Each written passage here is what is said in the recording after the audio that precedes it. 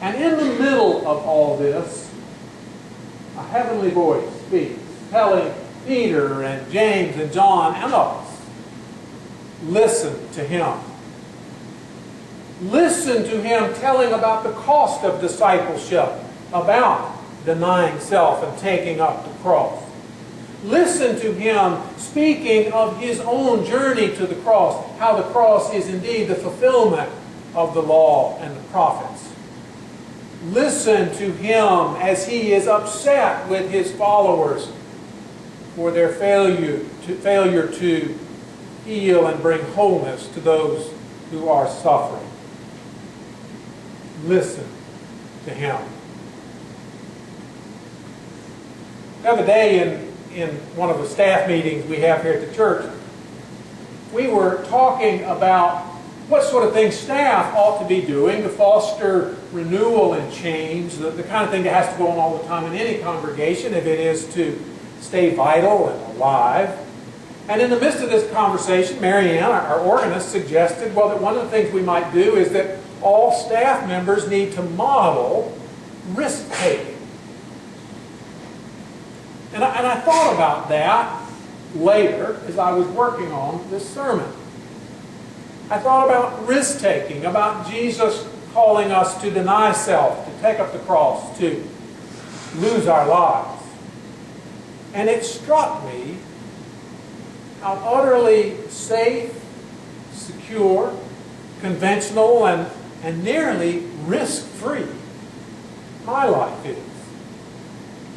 I'm never going to get rich, but I've got a pretty decent paycheck coming in every month. I have a decent health insurance plan. I have a pretty good retirement plan. Being a pastor is not quite as high status a job as it was 50 years ago, but it's not so shabby. But what of crosses? What of self-denial? What of risk? Where's that? Is Jesus upset with me? Does Jesus put me in that crowd of others, calling me part of a perverse, faithless generation for my failure to help heal the world's pain and suffering? Is it because of pastors like me, because of Christians like me, that American Christianity is waning? Have we become precisely what Albert Camus prophesied, where individuals who say they are Christian are doing quite well, but Christianity, that community of disciples that listens to and follows Jesus, is dying?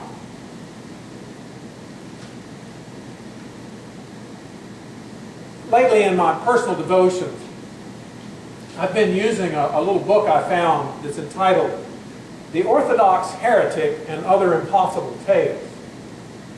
And I'd like to share with you one of its tales. Once upon a time, there was an old and learned priest who worked tirelessly in the streets of a great city deep in the center of an empire ruled by an elderly king. This priest had the respect and admiration of all the people, and all sorts of folks would come to him with troubles, with needing help for all sorts of issues. And the king of this vast empire had a young son who grew up hating the church. He was disgusted by what he perceived to be its hypocrisy and deception. And so he oversaw the imprisonment of some of the church's leaders and would order the breakup of church gatherings. But the actions betrayed a deep jealousy. Indeed, he particularly disliked the fact that there was this priest who had the respect of all the people, respect that he thought was due to him. Why should the people be deceived by this old fool, he thought to himself. He is like so many of this type, a cold-hearted liar who sells lies to the people so that he may live. And the prince harbored a burning desire to put an end to this priest's work and ministry. But he did not want to garner the hatred of the people. So he carefully devised a plan that he believed would expose the hypocrisy of this priest to all the empire for once and for all. He's a poor man, thought the prince. I will offer him a great deal of money in exchange for a public confession of his hypocrisy and the hypocrisy of the church.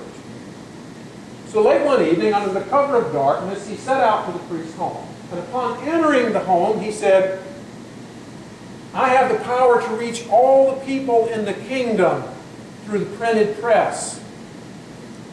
For 10,000 rupees, would you write a letter to be dispersed by telegram and newspaper, informing the people that you are a liar and a hypocrite? Well, the priest was indeed a poor man, having been born into poverty and knowing nothing but need all his life. He thought carefully for a few minutes about what the prince had said before responding. I will do as you ask, but only under 3 conditions. What are your conditions? Replied the prince. First, if I do this, you must leave me and my church alone. Yes, said the prince. Second, you must release those brothers and sisters of mine who have committed no crime. It will be done, replied the priest. And your third condition? Well, said the priest after a great deal of thought, 10,000 rupees is a great deal of money, and I am a poor man. You will have to give me time to raise it. I can't imagine for a moment acting in the manner of this priest. Not only willing to ruin my own reputation in order to save those around me, but even willing to pay for it. How could I ever be like that? How could I ever be that Christ-like? And no amount of encouraging or haranguing or banging on a pulpit is going to change that.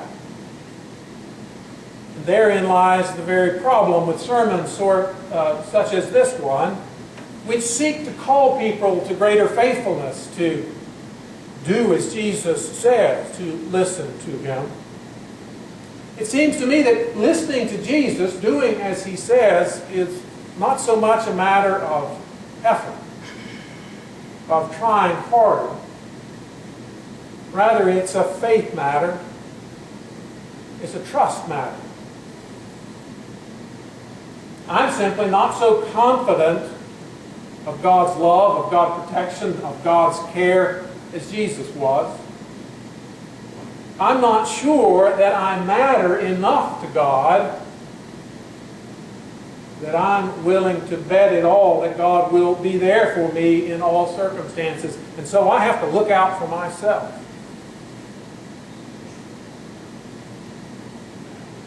God, show me your love once more. Let us experience that love of yours that would risk a cross for our sins. Embrace us in your love so that we can then share it with others. Living as the children of God Jesus calls us to be. All praise and glory to the God whose love for us is shown on the cross. Thanks be to God.